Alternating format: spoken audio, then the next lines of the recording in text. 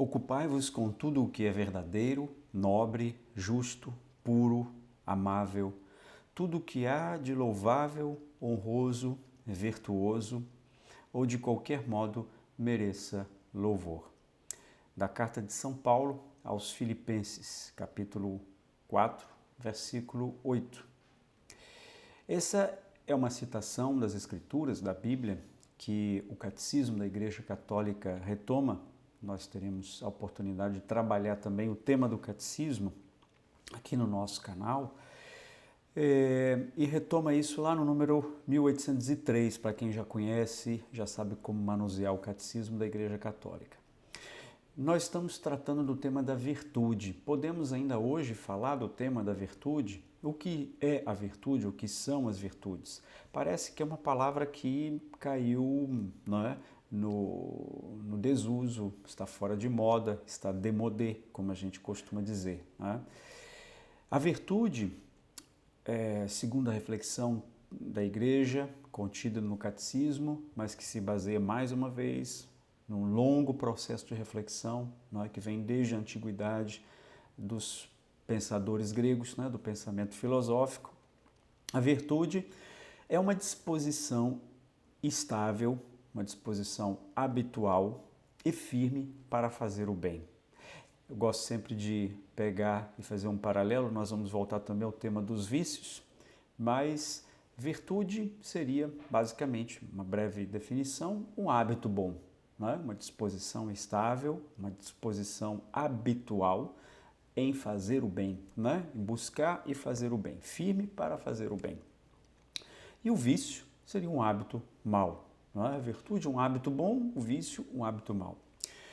Então, como a gente percebe, as virtudes estão muito ligadas à questão do agir, mais uma vez. Né? Ou seja, a nossa liberdade pode e deve contar com a busca pela vida virtuosa, pelas virtudes. Né? Então, continua o Catecismo afirmando que a virtude permite a pessoa não só praticar atos bons, mas dar o melhor de si. Não só praticar os atos bons, mas dar o melhor de nós mesmos. Né?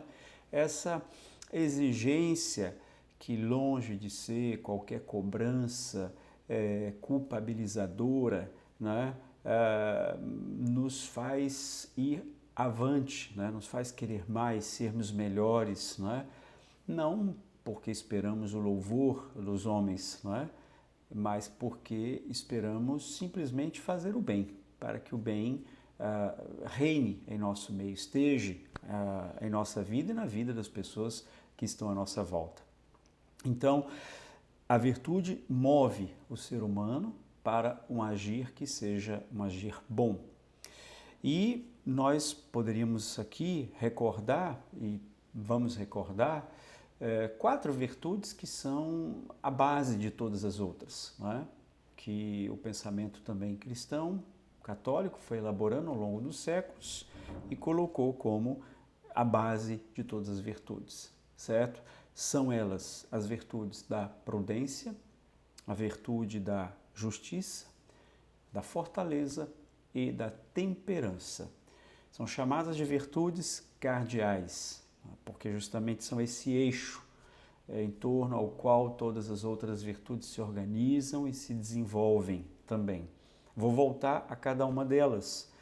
São virtudes humanas, ou seja, podem ser adquiridas, podem e devem ser adquiridas. Não é? É importante a gente recordar que, por serem humanas, as virtudes não são algo do campo da experiência religiosa de fé. Porque alguém poderia dizer, isso é uma linguagem, virtude é a linguagem da igreja, da fé, né? Ou das igrejas, ou das religiões, porque a gente ouve também outras religiões, a gente ouve se falar de virtude. Não, a virtude faz parte também de uma reflexão sobre o modo de viver do ser humano neste mundo. Não é? Então, ela, por ser algo profundamente humano, qualquer pessoa, mesmo que não tenha fé, pode buscar as virtudes, pode buscar adquirir hábitos bons, né?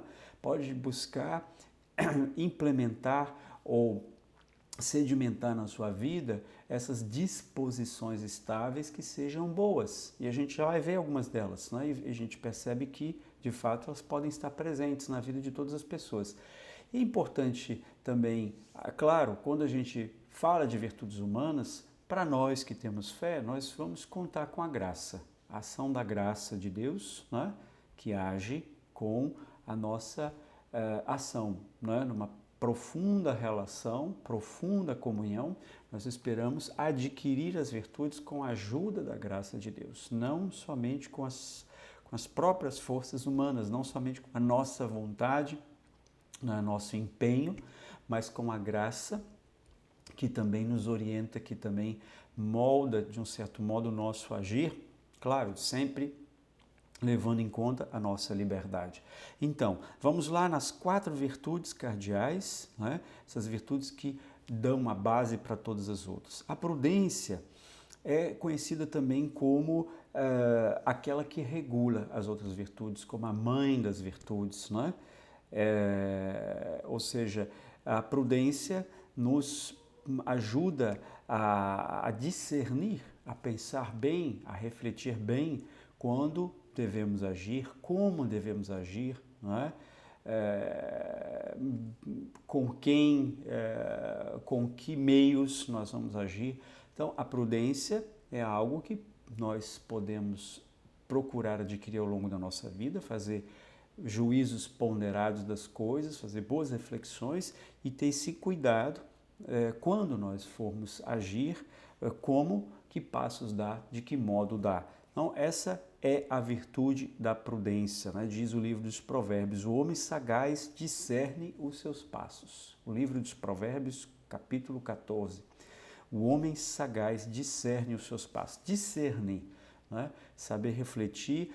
O tema da reflexividade, que eu já toquei aqui, por ocasião de outras temáticas abordadas por nós, essa capacidade de refletir interiormente, pensar, avaliar, né? Depois a gente vai aprofundar também como a gente pode avaliar melhor os nossos atos.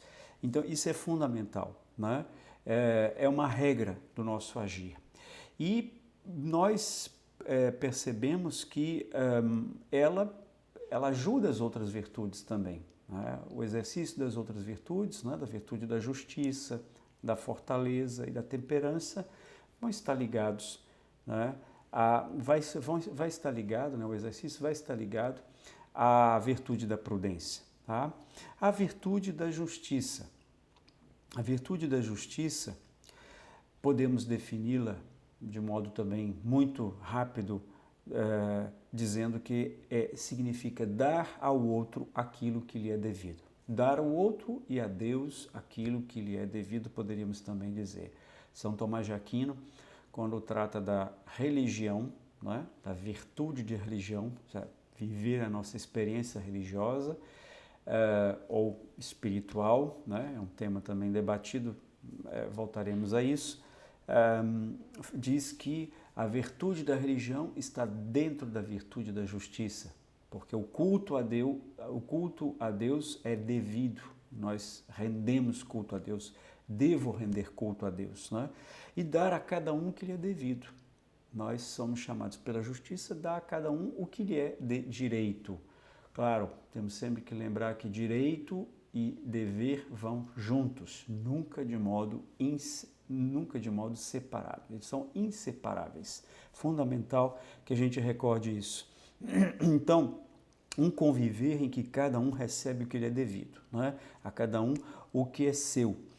Então, isso, claro, faz apelo não só ao Estado, né? Às instituições legitimamente constituídas, mas em todas as nossas relações.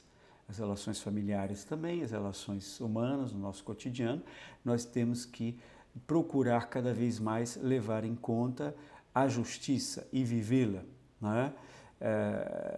E procurar, de fato, por meio dela, viver outras virtudes que estão também ligadas à justiça. Por exemplo, poderíamos falar aqui da honestidade, né? Procurar ser honesto naquilo que nós fazemos, de um certo modo, é também sermos justos em relação às outras pessoas. Não, eu não posso tirar isso aqui, eu não posso usar de má fé para tentar passar por cima das pessoas com quem eu trabalho, não é? Então, a virtude da honestidade, uma certa virtude da transparência naquilo que a gente faz, não é? Sobretudo quando lidamos com a questão do dinheiro, enfim, é fundamental que a gente pense tudo isso, não é? A virtude, após a virtude da justiça, vamos para a virtude da fortaleza. A virtude da fortaleza é aquela que nos ajuda a resistir, mesmo em meio a situações muito adversas, né? Mesmo quando estamos em situações, o catecismo aqui retoma muito as situações daqueles e daquelas perseguidos pela fé. Podemos lembrar todos aquelas também perseguidos pela justiça. A igreja lembra muito isso. Homens e mulheres que, querendo fazer verdadeiramente a justiça, né, e cumpri-la, são perseguidos e muitas vezes mortos por isso. Mas a fortaleza também nos ajuda a vencer tantos desafios da vida, momentos dramáticos na nossa caminhada.